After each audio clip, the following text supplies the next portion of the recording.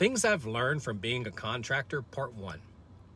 My name is Brandon, and I've been in the construction business for a combined total of about 17 years.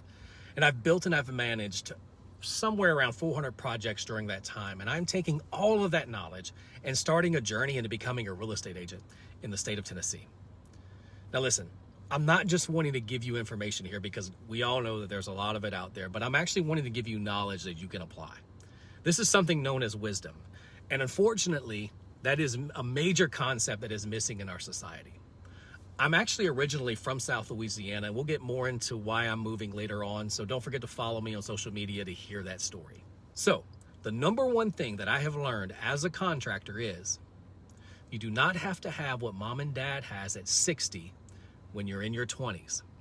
I have sat with so many people over the last years and I've watched them put themselves in financial binds and financial stress over their pursuit of the American dream of owning and building a home. Despite what you might think, building a home does not equal happiness, and the majority of the time it only adds stress to your life. There are so many options out there other than building a $400,000 to $500,000 house as a young family. You just have to find the right person to consult with to point you in the right direction. This is actually one of the reasons why I'm becoming a real estate agent.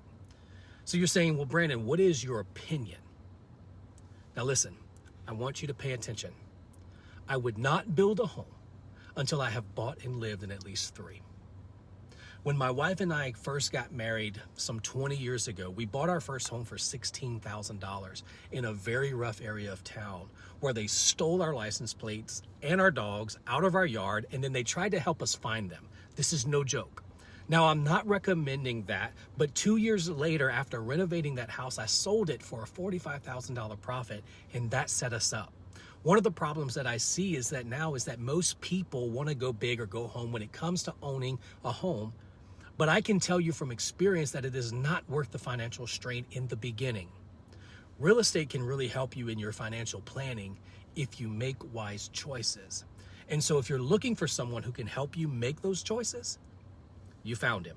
So don't forget to hit that follow button and stay tuned for part 2.